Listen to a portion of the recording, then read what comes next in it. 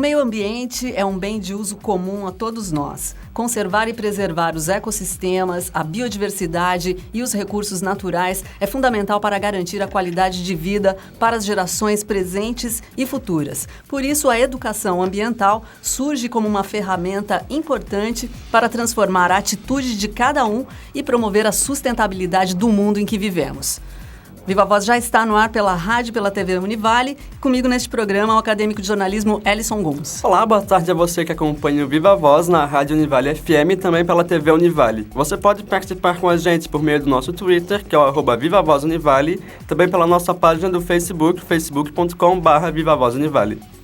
E para falar sobre educação ambiental, nós convidamos o professor Antônio Guerra. Ele é pós-doutor em educação ambiental e também professor do mestrado em educação aqui da Univale. Também com a gente, obrigada, professor, pela presença.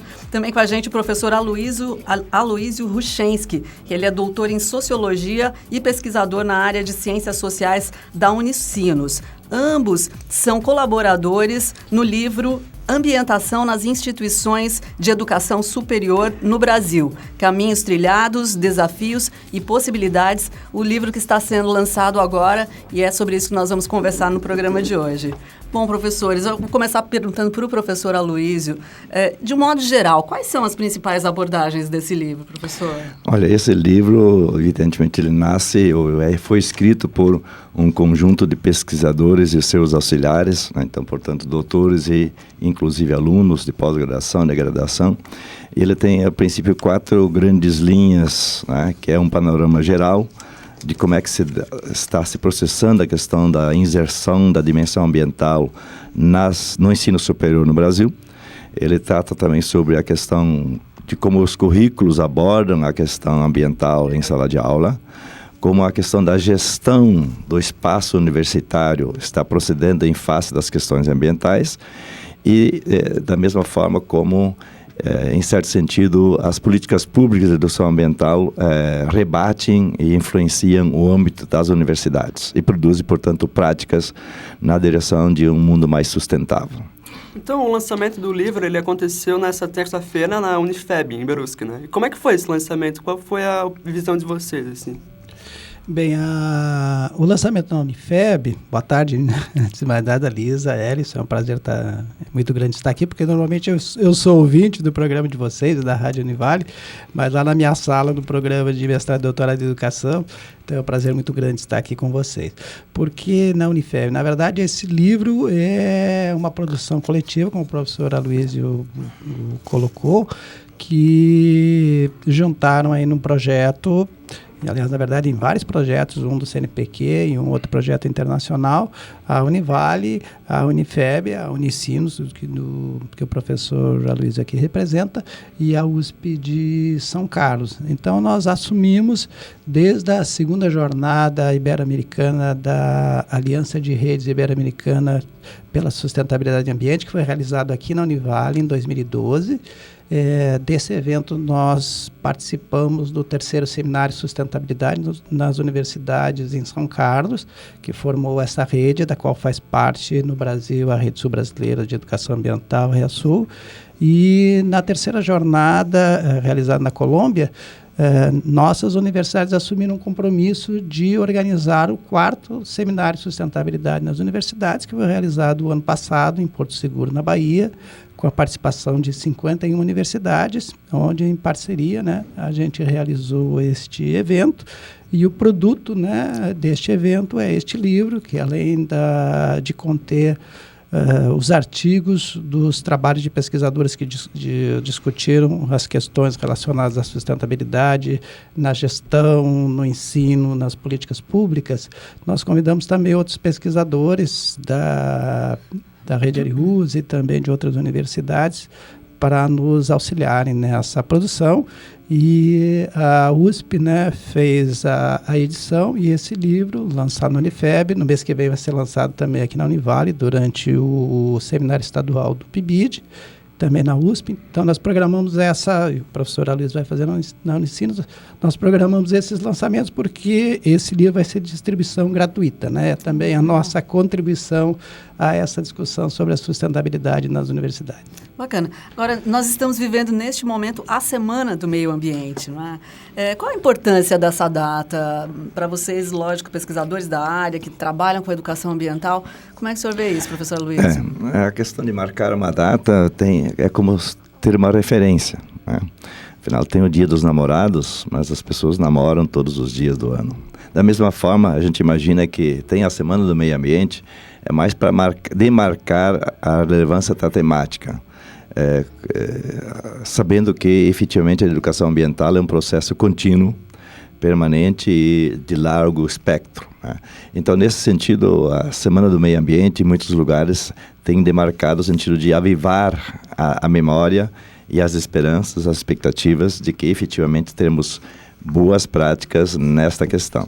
E é um momento de mobilizar as pessoas, embora não possa nunca ser o único, mas se você não tem uma marca, né, assim como você tem uma marca de aniversário, todo dia você faz um dia a mais, mas um dia do ano você diz que você completa anos, e naquele dia você usualmente marca. É nesse sentido que a gente pode imaginar que a Semana do Meio Ambiente deve ser, ou é tomado usualmente como uma marca que leva a mobilização das pessoas para um tema maior e cujo percurso é o ano todo.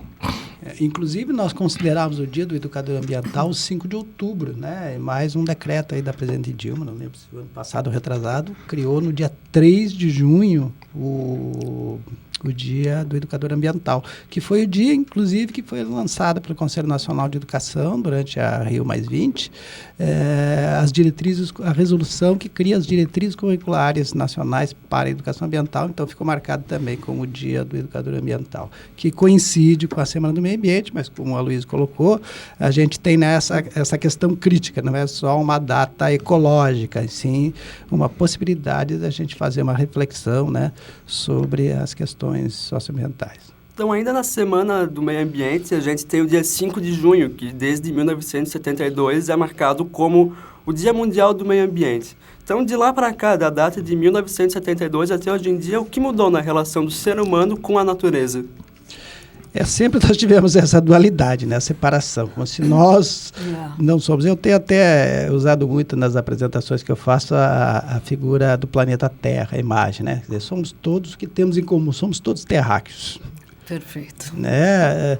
Então, essa separação ser humano e natureza, aquele homem distante, foi uma invenção, principalmente aí da Revolução Industrial para cá, e muito explorada, né, pelo sistema capitalista, né? E vamos consumir a qualquer preço.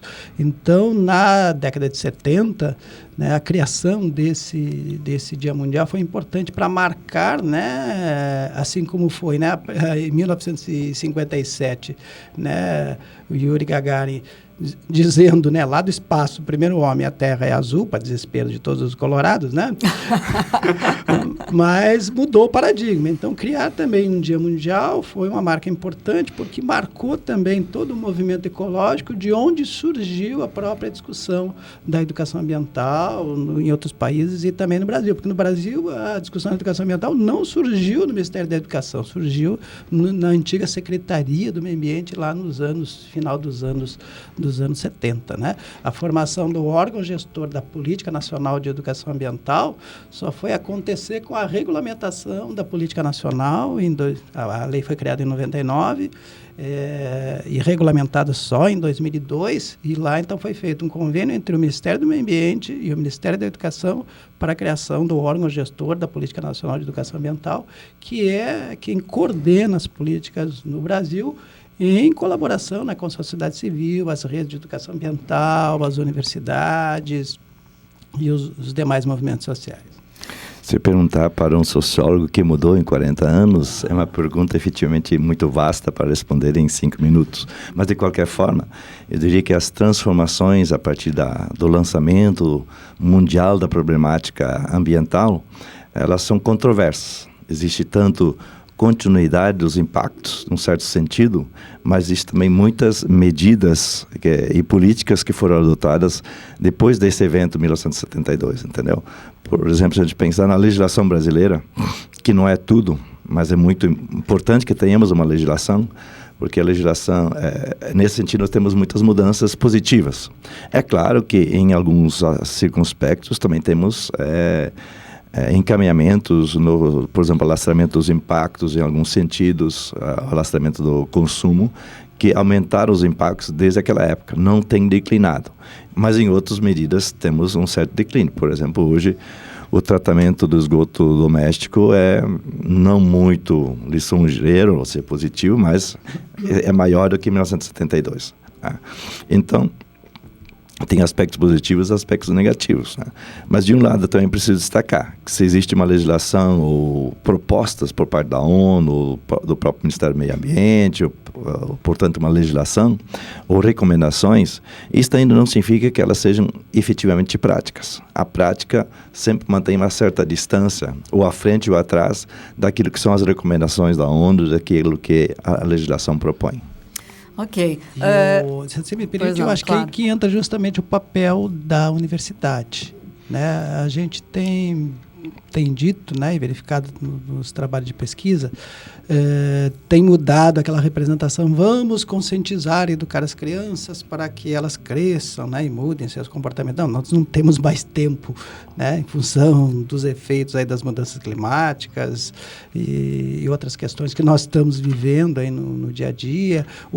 Essa contradição, né, de vários, aumentou o interesse, a preocupação com as questões ambientais, mas nunca nós tivemos, né, tantos problemas como o aumento da temperatura, os gases de efeito estufa, a extinção de espécies, que são fenômenos naturais a longo prazo, mas que da Revolução Industrial para cá tem se acelerado. Então, qual é o papel da universidade, por isso o nosso livro, né, nessa questão? A comunidade, e pesquisas têm mostrado, o próprio Ministério do Meio Ambiente, aumentou o grau de preocupação da população brasileira com as questões ambientais. Agora, o que ela faz? Né? Como é que na formação dos nossos engenheiros, do jornalista, do arquiteto, do administrador, as questões ambientais estão sendo trabalhadas? Legal. Eu vou aproveitar então essa tua abordagem para pedir para vocês fazerem uma panorâmica da educação ambiental, então, hoje no Brasil, né?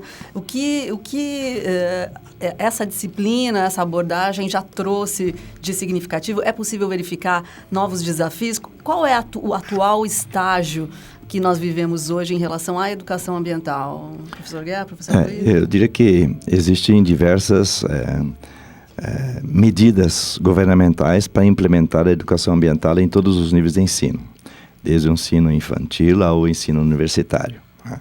E essas medidas vêm desde a década de 90, né? E são várias medidas, todas elas tentando aprimorar os encaminhamentos nesta direção. Para o ensino básico, por exemplo, não é uma disciplina específica. A dimensão ambiental predominantemente deve ser uma discussão transversal, ou seja, acompanhar todo o conhecimento, a produção do conhecimento, letramento, matemática, entre outros aspectos. Né?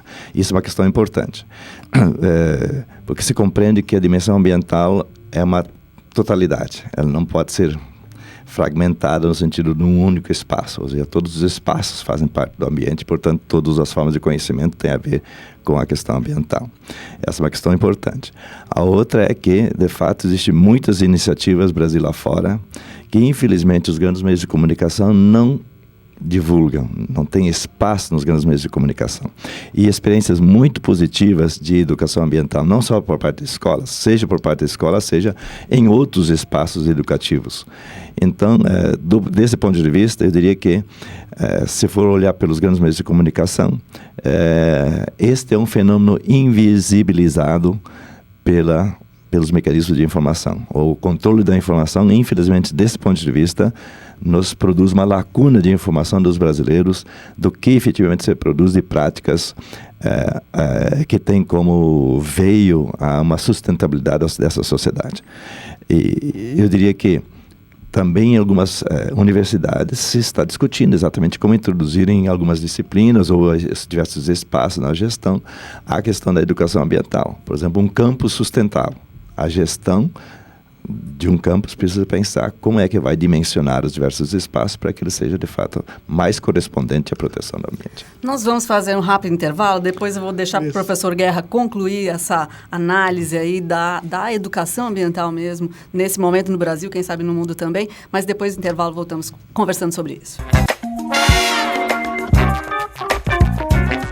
Já estamos de volta ao tema de hoje, é a educação ambiental e é o livro, deixa eu mostrar o livro, o livro Ambientalização nas Instituições de Educação Superior no Brasil, o livro que está sendo lançado agora, e nós temos aqui 2 participantes, 2 autores também de textos aqui desse livro, que é o professor Antônio Fernando Guerra e também o professor Aloysio Hruszczynski, que na verdade é Hruszczynski, né, professor? Pois é, professor Guerra,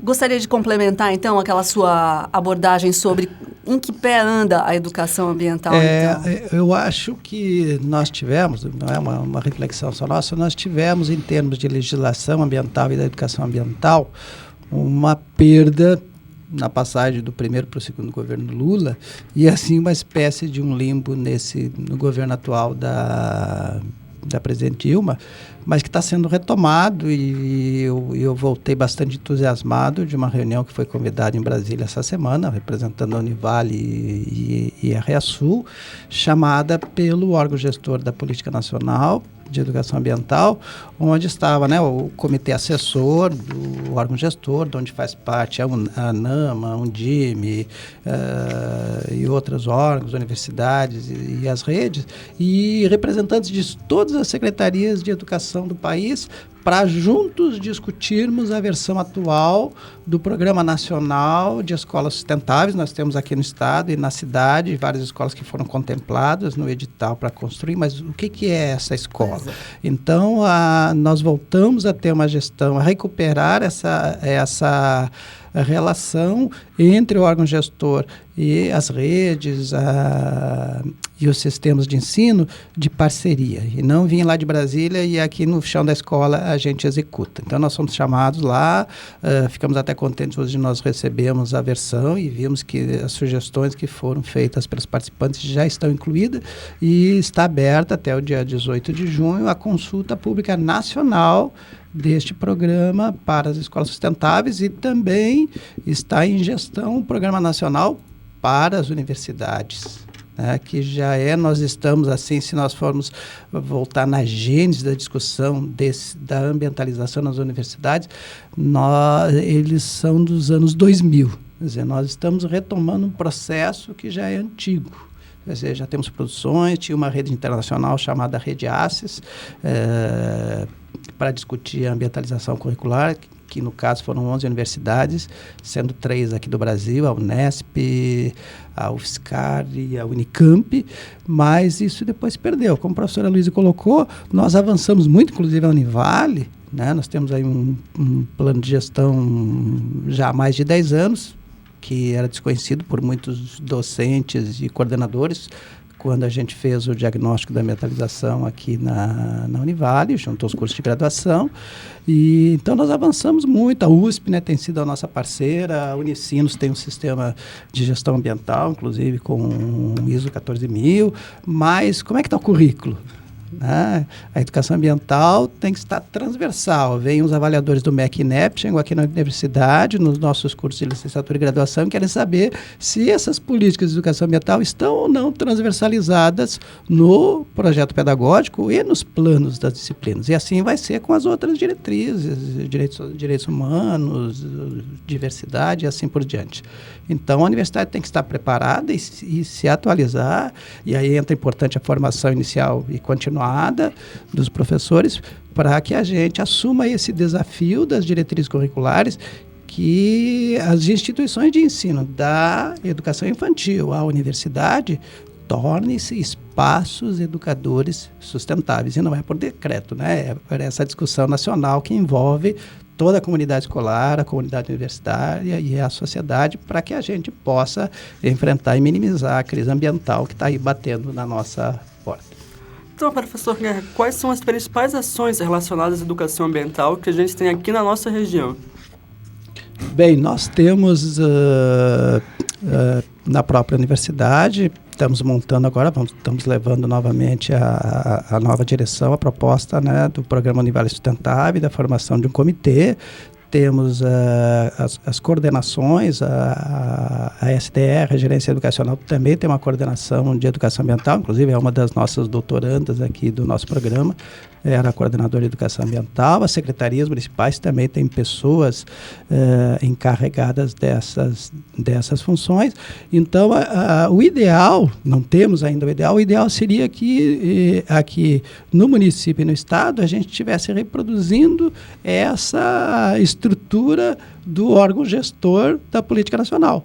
Quer dizer, que os órgãos ambientais e os órgãos educacionais estivessem trabalhando em parceria com as universidades, com as redes, com os movimentos sociais, para a gente discutir a questão ambiental, né?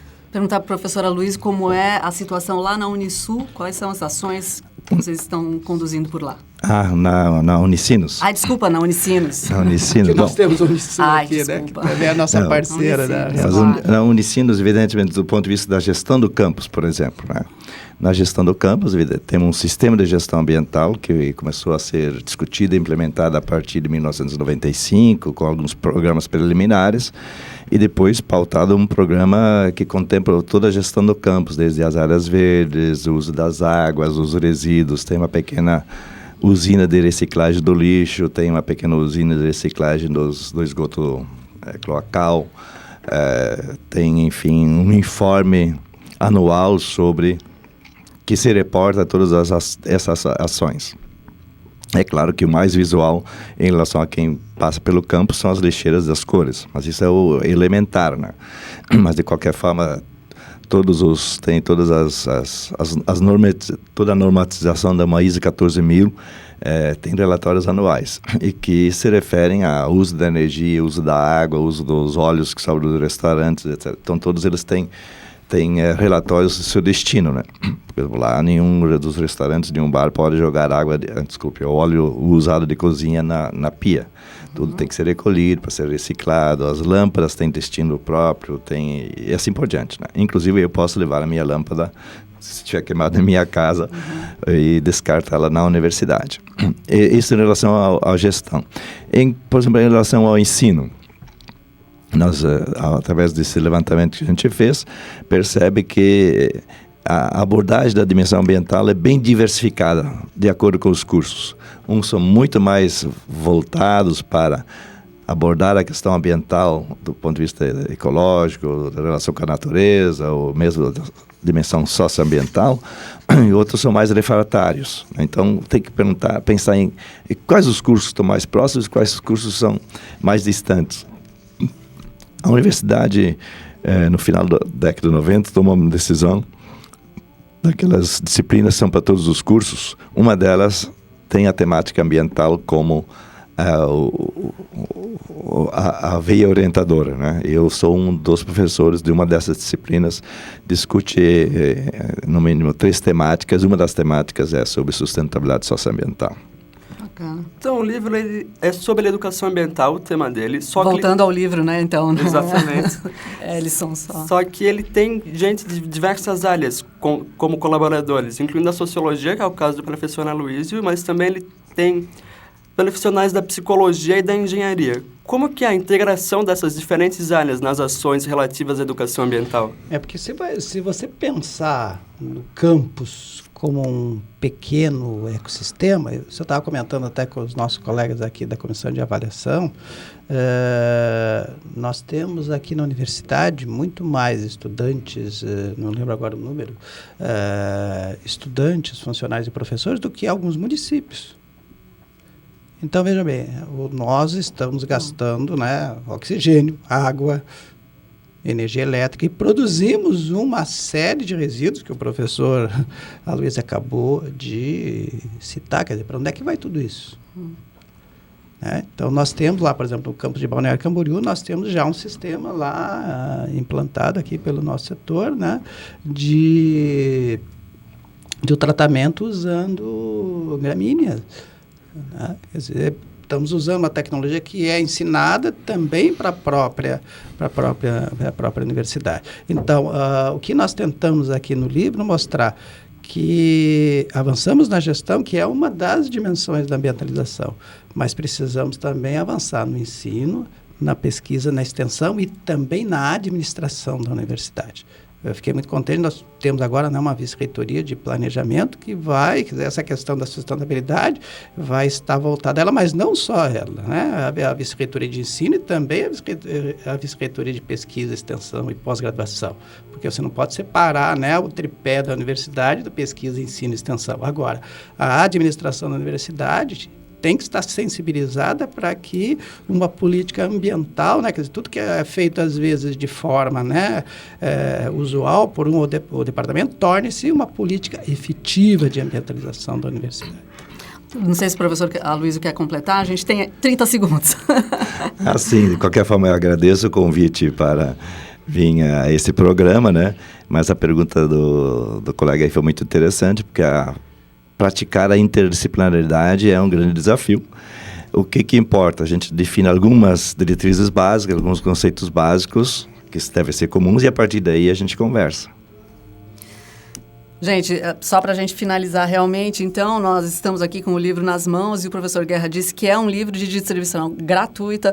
Como é possível adquirir um exemplar, professor? Não há aquisição. A gente tem, né, feito, já fizemos a distribuição aí, né, para biblioteca e para pesquisadores que têm trabalhado nessa área da ambientalização. As universidades que são nossas parceiras, né, no caso são 3 universidades que estão participando aí de um projeto internacional de indicadores de sustentabilidade e também colegas aí dos grupos de pesquisa, da Amped, todos a gente está... Porque a edição também é limitada, são 1000 mas é importante dizer para os ouvintes e os telespectadores que ele vai estar disponível gratuitamente online já. Um link na internet, exatamente. Ah, perfeito. Então, daí facilita bastante. Muito obrigada, foi um prazer conversar com vocês. Nós conversamos com o professor Antônio Guerra, professor da área de mestrado em educação aqui da Univale, professor Aloysio Ruchansky, que é professor na área de ciências sociais da Unicinos. Muitíssimo obrigada pela presença, pessoal. Eu agradeço. Obrigado. E a gente continua conversando no próximo Viva Voz. Tchau. Até a próxima. Viva Voz. Realização: curso de jornalismo do Centro de Ciências Sociais Aplicadas, Comunicação, Turismo e Lazer e Pró-Reitoria de Pesquisa, Pós-Graduação, Extensão e Cultura, Propec da Univale. Produção e técnica: André Schlinwein, Ellison Gumbs, Fernanda Vieira e Jennifer Mânica. Coordenação: Lisa Lopes Correia. Supervisão: Alberto Russi.